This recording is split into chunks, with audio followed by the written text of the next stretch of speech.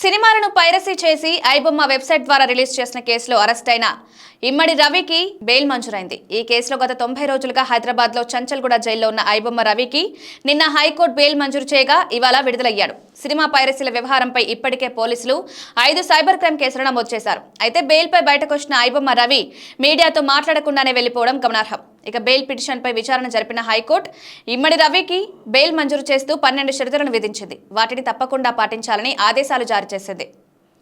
ఈ 12 షరతులకు సంబంధించి ఐబొమ్మ రవి తరపున వాదనను వినిపించిన అడ్వకేట్ గోపేంద్రనాథ్ వెల్లడించారు. ఐబొమ్మ రవికి 12 షరతులతో కూడిన బెయిల్ వచ్చిందని, ఆ బెయిల్ ఆర్డర్ కాపీని చంచల్గూడ జైలు సూపరింటెండెంట్ కు అందించినట్టు తెలిపారు.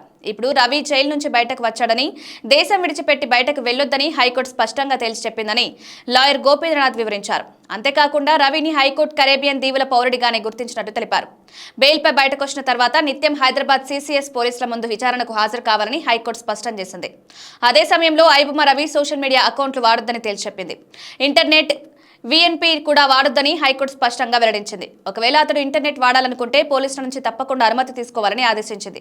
అది కూడా పోలీసుల ముందే ఉపయోగించుకోవాలని షరతు పెట్టిందని లాయర్ గోపేంద్రనాథ్ వెల్లడించారు.